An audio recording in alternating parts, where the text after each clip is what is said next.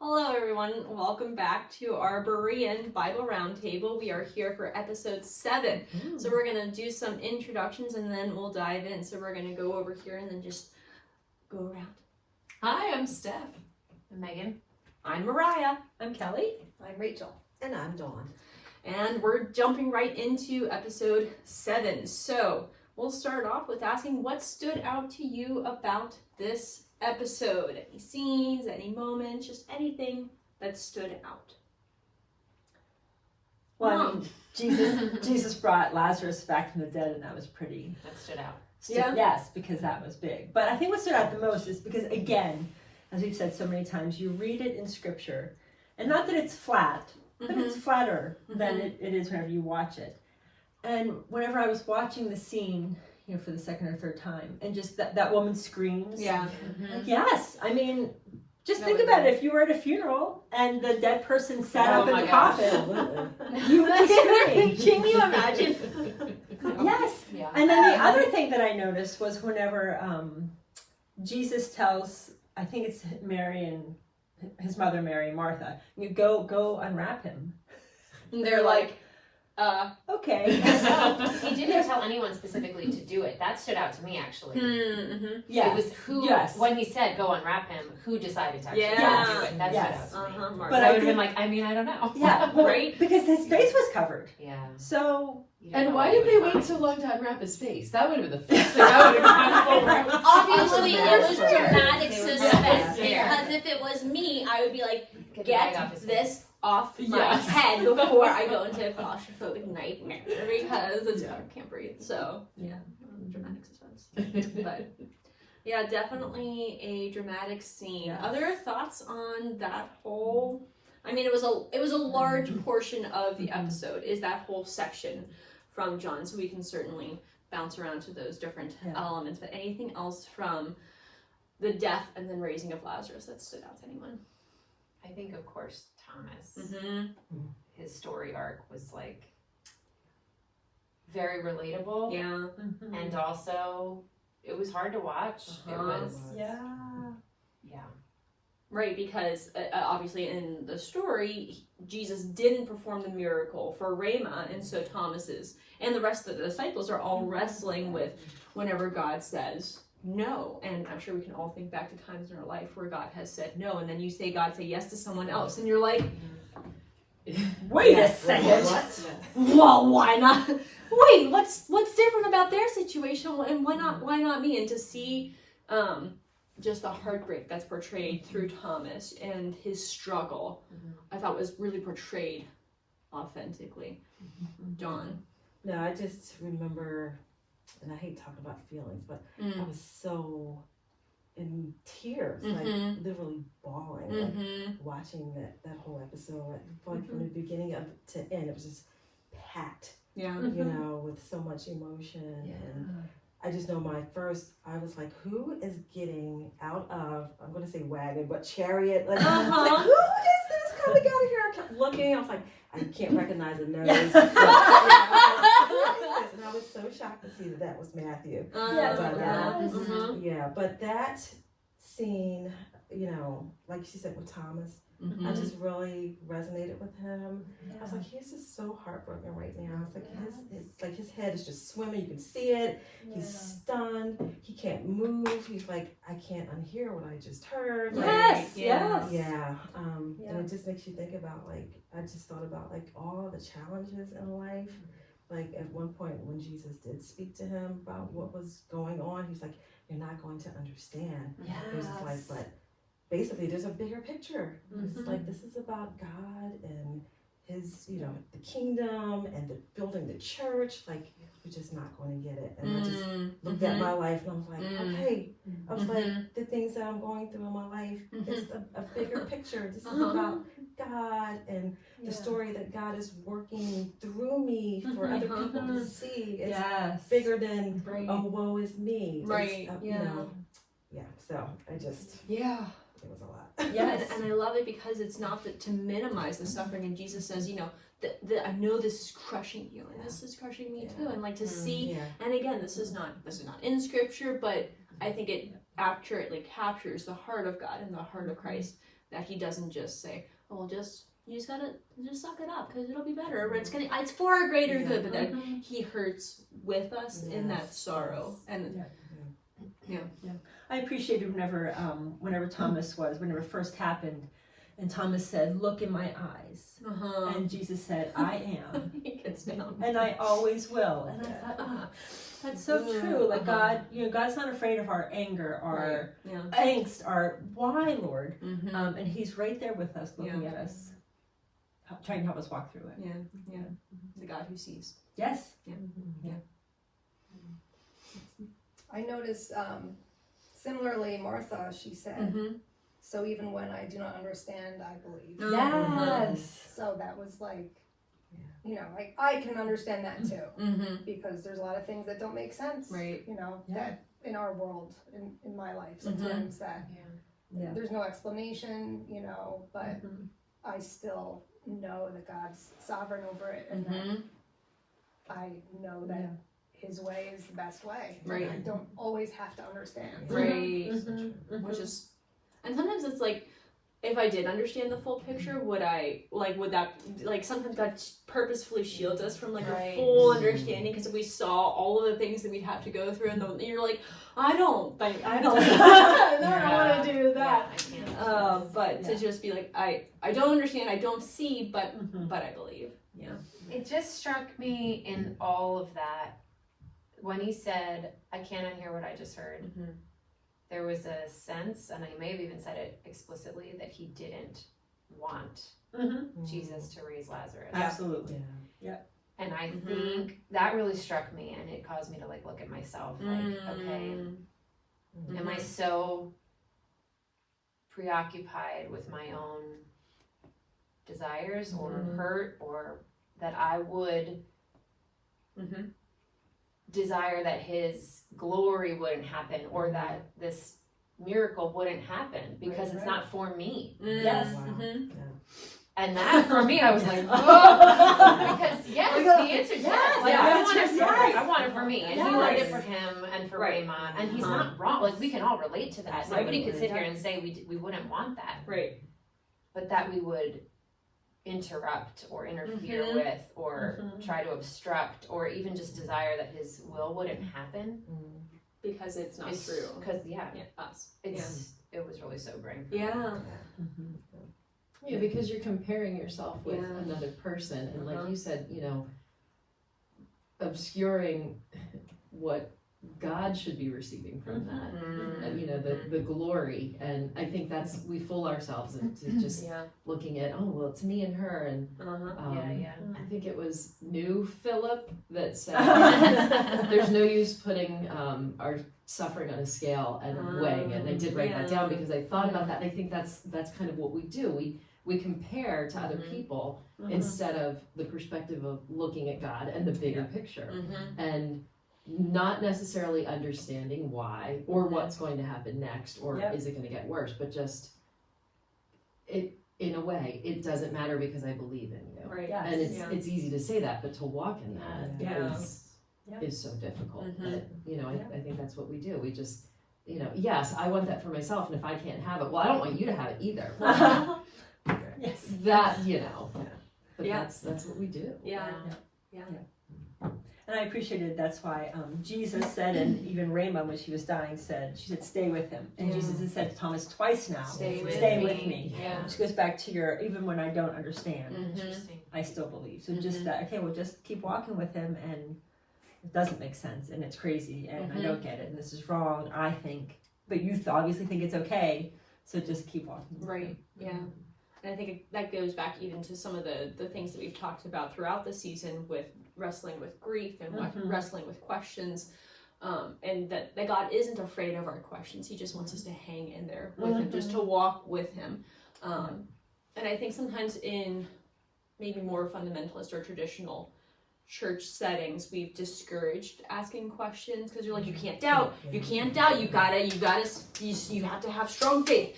And I think that I appreciate how the show is sort of balancing they're showing that genuine wrestling, and Tom is still walking with Jesus. Yeah. Because so often we do have questions, and they're real questions. It's not like Yep. we're just making stuff up in order to be difficult. It's things that we're really struggling with. And so to have that permission to say, I am going to struggle and I am going to wrestle, but I'm going to hang on while I'm wrestling. Mm-hmm. I'm just thinking about even the anger that was displayed by Thomas when he was like, you know, throwing stuff. Yes, Yeah. yeah. I was like, I've been there. Mhm. Yeah, and you know, I feel like again the church is like, oh, you know, but I've definitely questioned and displayed anger and have wanted to even walk away, like, but you know, God doesn't operate, you know, like, you know, God is not like here to appease us when we're angry. You know? And like you said, that Thomas continuing on even in the midst of all his heartbreak and hurt and questions and like, how come, you know, and I see that with even what was that little James too. Yes. You know, like the ones who are like closest to him, they're like, wait, why are we not reaping these benefits that we're watching everyone else get? Yeah. That is tough. Yeah. That is tough. But and I love the looks too when, you know, God's looking back at them when, you know, he's getting ready to raise Lazarus. But he's looking back like he's in tears. I love them so much. Like they don't even know how much I love them and I'm getting ready to leave them and they don't even get that I'm getting ready to leave them. And wow. Jonathan really does a lot with looks. I've often wondered about that from scripture, you know, because of the way it's laid out and the point at which Jesus weeps. Right. And you know, what was it that prompted that? And then sometimes I think of, you know, him looking at us and seeing the effect of our sin because we are the ones that brought this on ourselves. Yes. And he's here to make it all right, to save us. This is what God promised, you know, fulfilled. Right. And yet still, you know, we as human beings are just, you know, Yeah. no, I don't like it. I want to go, you know, and just missing it. And like, if you only knew. And I think that was, again, like you said, you know, seeing it. And I think it's also, Lazarus says that later when they're talking about Isaiah, and he says, you know, it was just words on a scroll, now flesh and blood. It was kind of the same thing with that scene. We've read that story, we've heard it, and now seeing it just sort of helps. Okay, yes, again, very God, very man, you know, and these people had emotions. And what were some of those backstories behind it that weren't written down in scripture? And it is so relatable. Yeah. I appreciate that so much.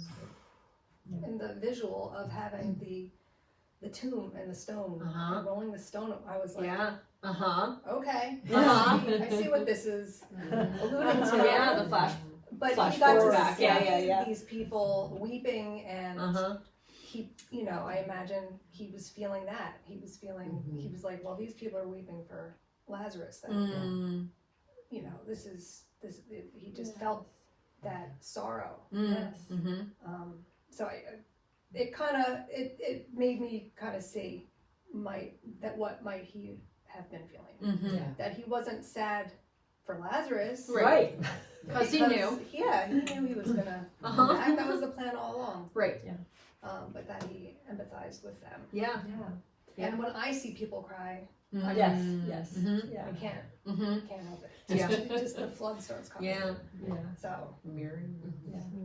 And I think not just the grief for Lazarus, but the grief because I think he looked at his mom first, right? And just knowing what she was going to be going through. Yeah. And again, all of that because of, as you said, sin, right? Sin made all of this have to happen. Even death came because of sin. Yeah. And just that. And I believe the translation, when it says weeps, it was that, because I heard somebody say, did he really cry like that? And I think it is the wailing, weeping. I unfortunately have to fact check you because the fact check me.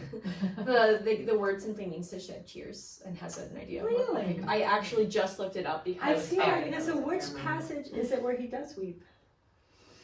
I don't know. Maybe. Oh, the maybe Greek that's it. word used here for Jesus' weeping is different from the one used of Mary and the Jews, which indicated loud wailing and cries of women. This word simply means to shed tears and has the idea of more quiet grief.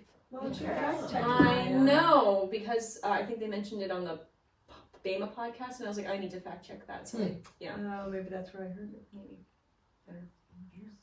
That's interesting. Good fact check. Good fact. Yeah.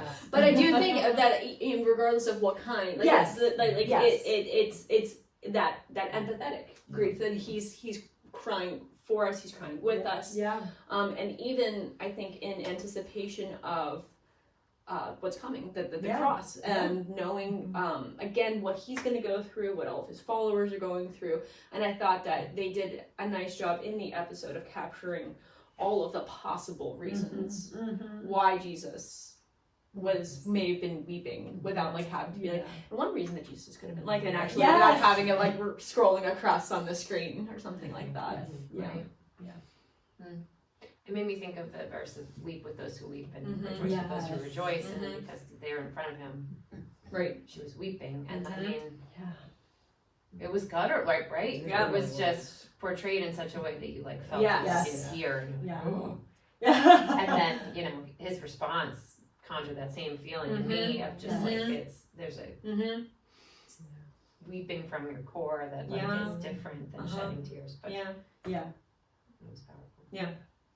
I'm gonna throw out a question that is not on the question list. So, I'm here for it. Yeah. I'm ready. so we see that he replies to Martha with a very theological discussion, right? Like the affirmation, and then they have the discussion about whether it's the resurrection, and then Mary's weeping and asking, and he says, "Take me to the tomb." Well, he weeps first. Yeah. Yes, but yeah. So I thought that was a strange contrast to me too. yeah, And maybe just reflects like how he knows each one of us yes, so yes, intimately. Yeah. And he Meeting each knew- person in their Right. Yeah. Yeah. He met Martha and Yes. he met Mary in a completely different Yeah. way. Yeah. I could go back to Go for it. the very beginning scene yeah. with Matthew. Let's talk about it. First of all, I thought it was cool that they aged them. Yeah. Yeah. Uh-huh. was- Yes. I mean, 30 years though, I feel like they should have looked a little older. Yeah. Yeah. They aged very well. Yes. Yes. But Yes. still, it was nice It's to really see good. that they, continued on in life. Yeah. Yes. Obviously they did, but it was a neat, way to see them. Right. But I also thought it was really cool to see the finished book. Yes. Mm-hmm. Yes. And I have done extensive research on those opening scenes because I was like, I have questions. Were I they have questions. engaged? I have questions. I have Yeah. questions. I have questions. I have questions. I have Yeah. questions.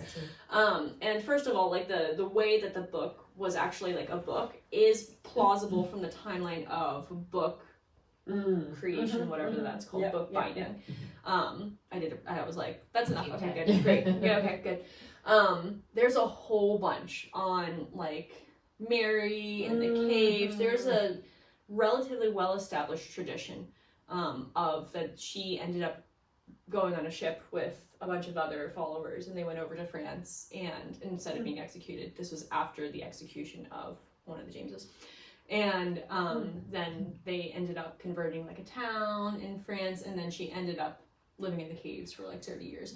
And then there's all this other stuff about like angels lifting her up to receive communion 7 times a day. And, like, 7 times a day. 7 times a day. Oh, wow. Number of completion, But then like they had like this some archaeological evidence that was like her skull, and it was this marble tomb thing, and like an inscription. So you're like, well, if this was a conspiracy, it was very well done, and it went back quite a long way. So it's very possible that she ended up in France. The stuff with Little James, I hope that all of my research is not completely wrong, but I couldn't find anything with what they said in the episode, like that he got speared by King Hyrcanus in Lower Egypt. I got a disciple. 0 things. I didn't see anything about. So King Hyrcanus, there were kings named Hyrcanus who ruled in like the Herodian line, but they all died before Jesus and the disciples were a thing, and then I couldn't find anything contemporary. So help me do more research on that. I will. I know that we had Thomas in the Easter drama being Thomas was speared. speared. Right, but I don't know where. Right. But we did have Thomas being Yeah. speared. He was the only one. Right. Because I wanted to use a spear. So. Yeah. So, but Little James was killed by Jews in Yeah. Syria, stoned. So, is what I found. So I was like, I don't. But they said There- in the show that he was speared, right? Correct. Yeah. By King Hyrcanus in Lower Egypt. Okay. And they're usually fairly good at like tying together Yeah. the traditions and stuff, so I was just baffled. I was baffled by that. Yeah. Maybe just another, we'll just take some Sure. of this information of things that happened to, The or things that are disciples. reported to have happened to Yeah. other disciples and sort of make it more Yeah. of an impact or Maybe. something. Yeah. They did name drop Nympha from Colossae, Yes. which I thought was fun. Yes, that was cool. I did think it again brought just the people to life. Yes. Where you think about the disciples were real people and they Yeah. had real friends and real families, many Yeah. of them. And as the martyrdom started to happen, how that would have impacted the other followers, Right. and just Yeah, because while we don't have record in scripture of like the names of people getting married, there is that reference in one of the Corinthians of Paul saying, "Do we not have rights to be married like all the rest of the apostles?" And you're like, 1 Corinthians 5. "Yeah, there you go." Yeah, and you're like, "Huh." Rachel? Well, something that I thought of when Matthew presented his book to Mary was that, I mean, it seemed like his character didn't know, I don't know, didn't know that it was inspired. So he was almost like presenting it to her like, I wanted you to check this out, see if it's good. Right? I mean, I don't know if I like perceive that wrong, but I don't know if that. I mean, there's definitely a sense of like a treasured sharing with a treasured friend. Right. Like, hey, I want you to be the first one to read. I didn't get a sense as much that he was like, can you be my editor? Sure. Make sure if I got anything wrong, like, can you? But we know from, or we can surmise through the different record process that there was some sort of editing that did take place, that like it wasn't just okay, well, we're just going to scribe everything down, that there was like they moved things around and so. But it was all divinely put together. Yeah. So I just, it's so like hard for me to imagine being in that position. Oh, yes. Like, as a regular human. Yes. And then having Well, yeah, the Lord because inspire me to write His word. would you? Like, what How much would you know? That Yes, is a would good you question. realize? Would you- Like, that's would what I was you thinking. realize? Like, what is He thinking? Does He know that this is? Yeah. I don't know. He had to have felt like some, because I know sometimes in my life, there's some things that the Lord does in me that I'm like, that was not me. Yes. That was the Holy Spirit. Right. Yeah. But I've never written.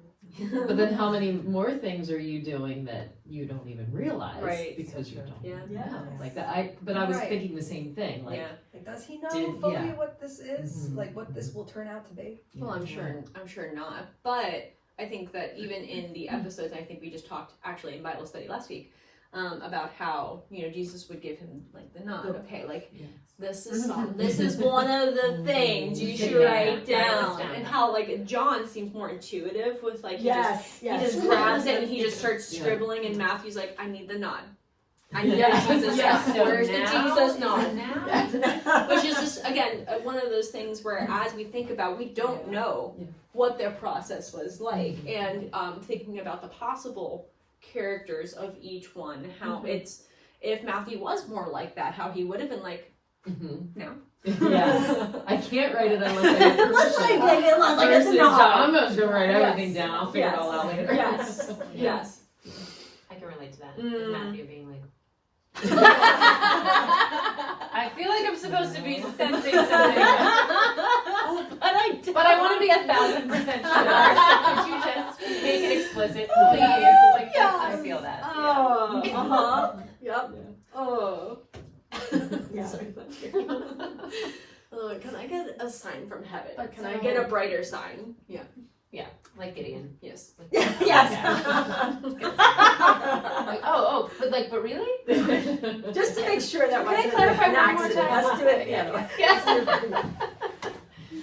I think the one thing that I thought was a little quirky about that beginning scene is that Mary then has her own songs of David, and not that I think it's cool in that we all can write psalms and songs of praise and should praise God, but then there was that Gospel of Mary thing out there, and I was like, And of course, then in the Bible Roundtable, that was like, we are not saying that there's a Gospel of Mary. And the Catholic priest even said, no, we don't do the Gospel of Mary because it is against some of the stuff that we believe. Right. But I just thought that was weird that they would.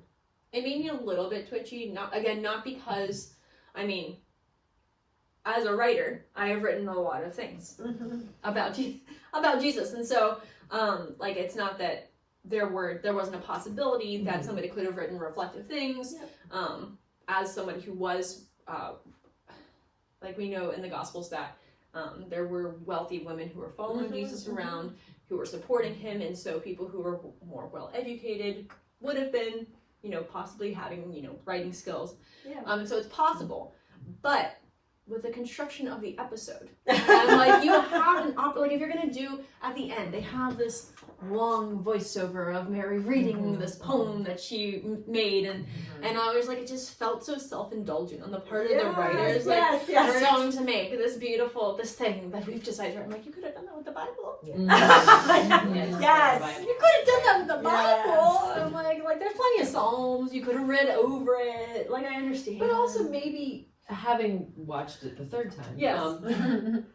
Because I felt the same way, and then I thought, well, maybe, trying to throw them a bone, maybe what they were trying to do was show her progression throughout her life, because when she and little James were walking, and he asked her about the darkness. Yes, and do you know this? And no, I need to, memorize more. I need to do more, and I think maybe that was something they were trying to allude to, that, even when you feel like, oh, I don't know as much as someone else, or I don't have all of this, like showing that, like it's possible. So, again, trying to give the benefit of the doubt, that they're not saying like, this is also something else you should look for. It's like, yes, because as you said too, we can show our appreciation and do these creative things, but maybe it's just, also to encourage that you don't have to stay stuck in a moment. Yeah.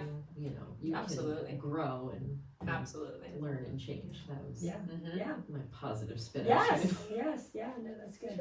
I thought there were lots of good nuggets in that conversation she had with James. Where she was just, they were both talking about Psalm 13, which is of course a great psalm, about complaining, crying out to God, and then by the end you're accepting God and praising Him.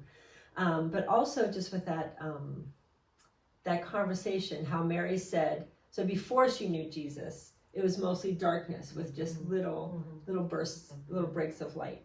And now it's completely flipped.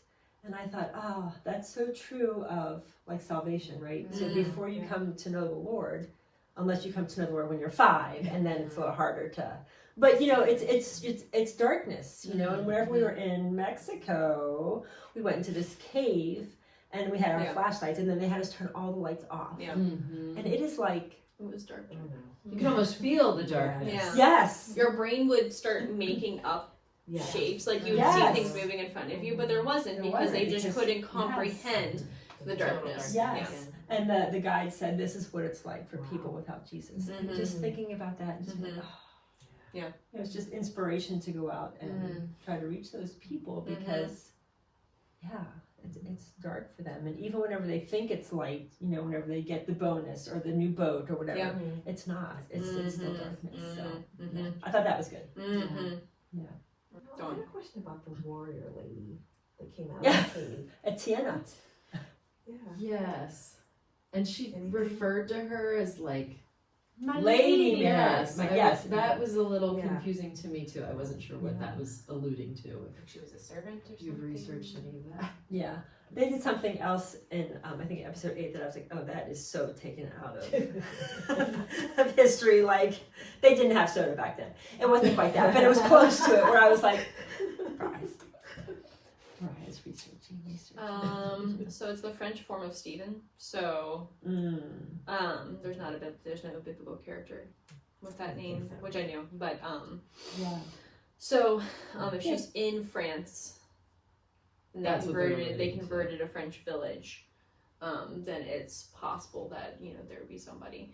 I didn't write it down as a point to address, but now that we're talking about it, I did. This was another eye roll moment for me, where I was like with the bow, and I'm like, really dramatic. Yeah. And it was probably like to convey that there was danger Yes. there, right? Yes. That she was. But why did it have to be a girl? Whose daughter was that, right? They had to get her on the episode. I have no thoughts about that. Someone else. Yeah, Yeah. I'm sorry, Megan. You had to keep going. No, that's all. Yeah. That was strange. Yeah. Yeah. So it was a Just a little person helped to fill in the gaps to convey that there's danger, to convey the secrecy. Mhm. Yeah. Which certainly, I forget about that, after, and I mean, I know that almost all of the disciples got murdered. Yeah.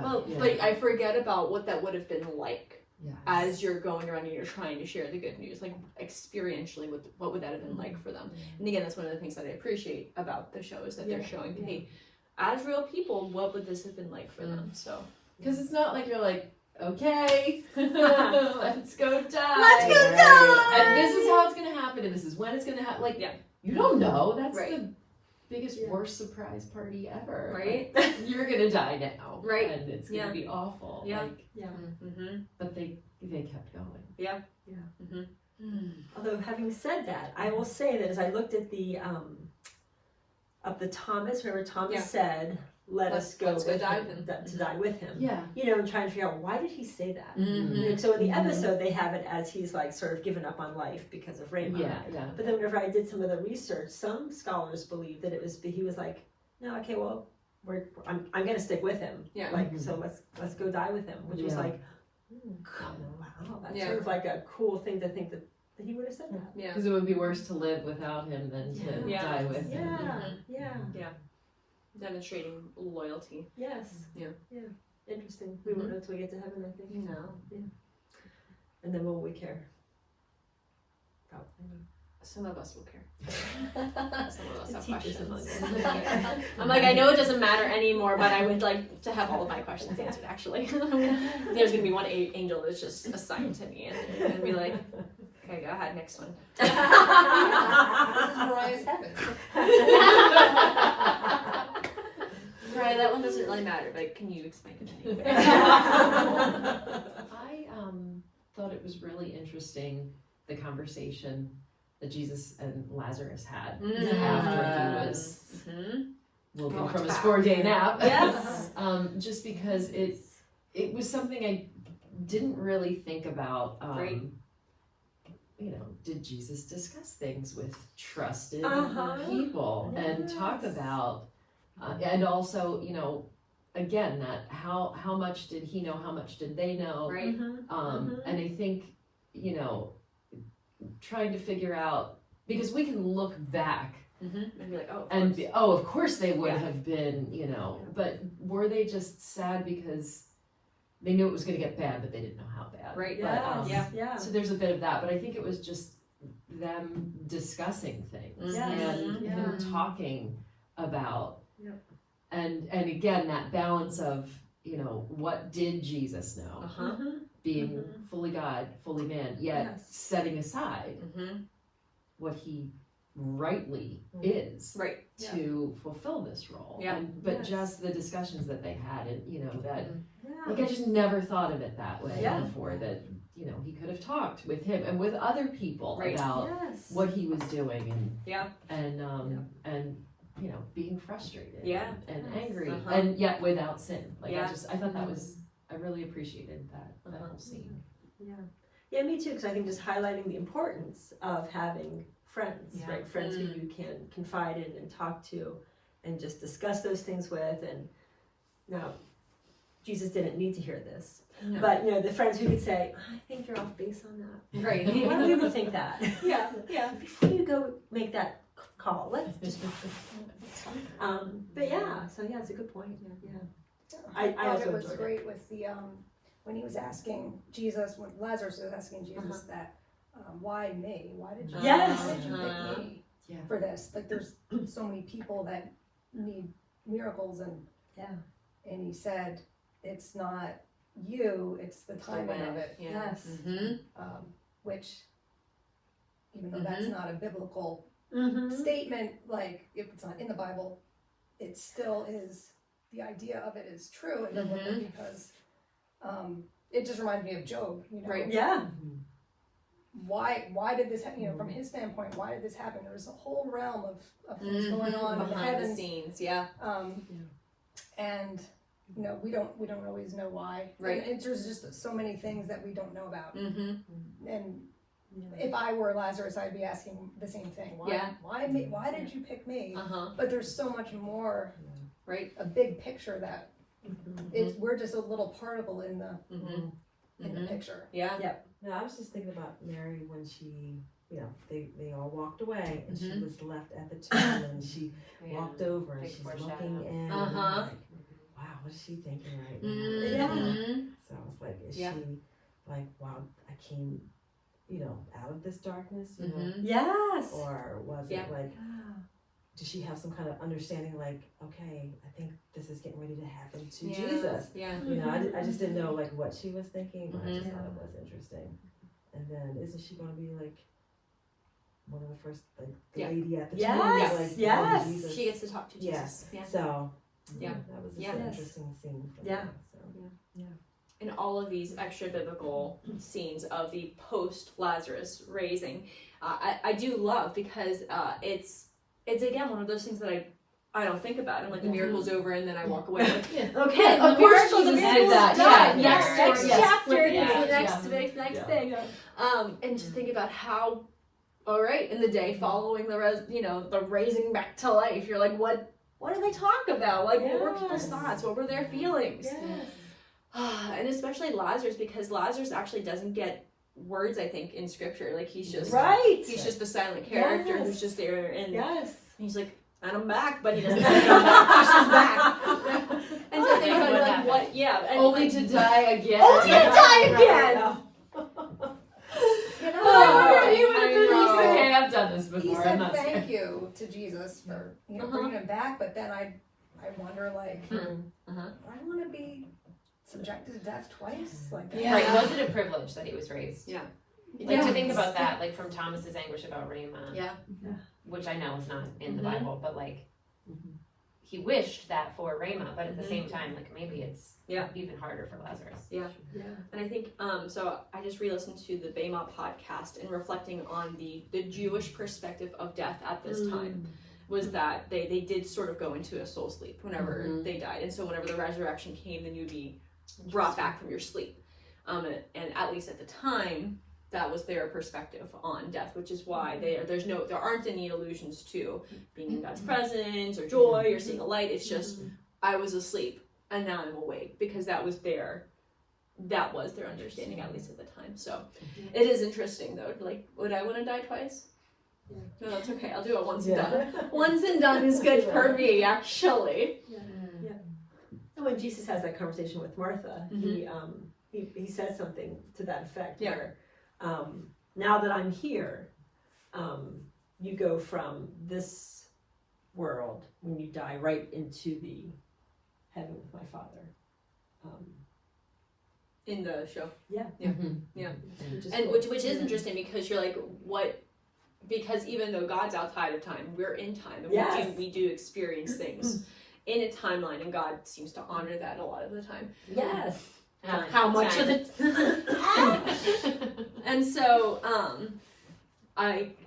it's interesting to consider, because Paul talks about, to be absent from the body, to see present with the Lord. With the Lord, and has that always been the case, or was there a time where that, like, I don't know, having not died 2,000 years ago and they come back? So. Exactly. I wonder who still likes Judas at this point. Okay, I have notes about Judas actually. Judas, if I may. yeah. So he says something interesting in the beginning. So this is particularly challenging, I think, because he's like, I believe he's the Messiah. Yeah. So he says that he is the Messiah. Shouldn't we be winning Yes. and not losing? And then, so he's all discouraged. And then Lazarus is raised from the dead, and he's like, this is perfect. This is what we're waiting for. This is going to unify.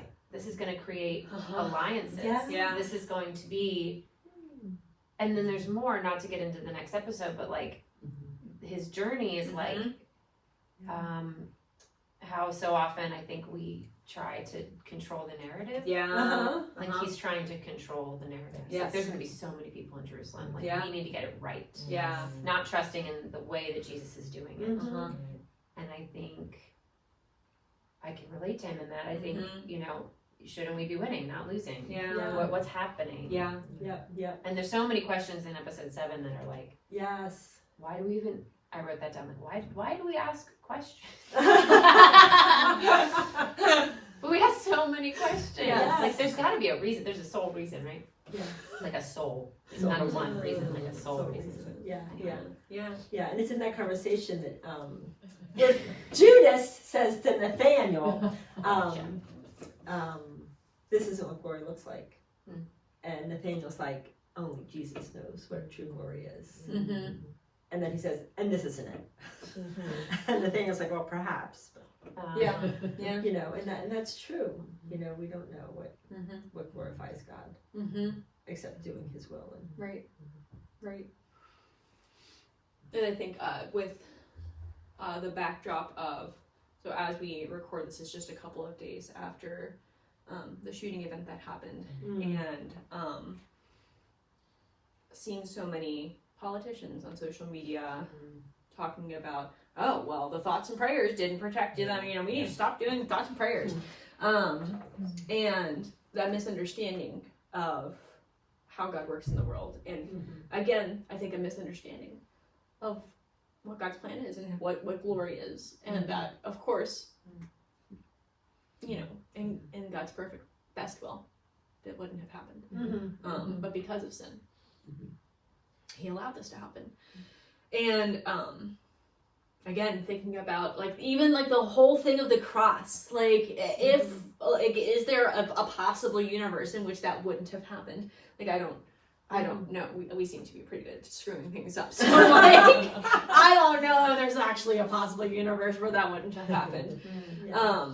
But that God's glory is revealed through difficulty, through pain. So I think it's towards the end when Mary says, she alludes to Jesus wishing there could have been another way. Like he knew. That is not something that he was like, oh. And but he does pray, God, you know. Yes, but the whole cup thing and the I'm sure you'll discuss that. But it's not, you know, isn't there another way? Yeah. I think that's a misunderstanding, misinterpretation of what he's saying there. Yeah. And I think you can potentially have a discussion about the humanness of the struggle of desiring that, okay, my flesh desires that the way forward wouldn't involve this pain, wouldn't involve this suffering. But it is another one of those things where as you weigh the full godness and the full humanity, and you're like, how did that play out? That's one of the it's you're like, oh, I don't know. We can only take stabs through scripture. I think again appreciating the resurrection of Lazarus, because again, you know, since childhood, reading the story, hearing about it, just like, wow, what a miracle. But I don't even remember if it's Lazarus or whoever it is that talks about this. It's the sign. It's the last sign. It's the last sign. Like that's what is most important. And that just, you know, and I've heard it before. And again, I've seen the episode 3 times now. Yeah. But it just, this last time, it just really hit me like, oh, yeah, it wasn't just, okay, I'm going to do this really cool thing. Back. Like, Yeah. where do you see that? It was, this is the, I mean, because all of the other signs, all of the other miracles, they were just like getting angrier and angrier. Or people were like, oh, yes, this must be the Messiah. Right. And again, you know, because God said, this is what I'm going to show you to prove that it's him. Yeah. And they still rejected him. We still, you know, crucified him. But it should have been so obvious. Right. So clear. Yeah. And yet they just, you know, hardened their hearts and they were like, no, now he's got to die. Yeah. And also, just I think because it does such a good job of sort of putting everything in the timeline, Right. realizing that, you know, this is the week, like it's here. That also really struck me this time. Yeah, kicking it off. We're heading down. We're heading down the road to Calvary. We're not turning back. This is the last hoorah, and then but it is. Yeah. It's the final sign, and then the religious leaders go nuts, and they're like, okay, we've got to do something. And I also finally realized the at the end, the three, the doors, the different doors, and people being woken up in their sleep. I finally realized who they were in order, and it made sense. It was Yusuf, his father, waking him, and then Shmuel. Oh. Because it was so dark I couldn't see. Oh. And then Caiaphas, I think was it Caiaphas or was it the other guy? I always get those two mixed. No, it wasn't Caiaphas, the bad guy. Gadara? Yeah. Okay, yeah. And I was like, oh, okay, that's who it was. And you can cut that, but that was just I deleted that scene from my brain. get literally it. Me too. knew what Yeah. you're talking about. Because I was couldn't too, figure out. I was like, okay, people are being woken up. This is important. This is a big deal. And then I was like, oh, now I understand what that was. Yeah. Did that align with the ranking? Like in the order that they were awakened? I think it was because just it's different just- differences because you've got your believer, your guy that's sort of unsure, and then the guy that's definitely like, no, he must die. And I'm not gonna spoil episode 8. I will tell you what happens. It's so hard not to But- segue at this moment. Yes. So we'll go ahead and bring this episode of our Berean Bible Roundtable to a close. Stay tuned for episode 8. But everybody, let's wave to the camera. Bye!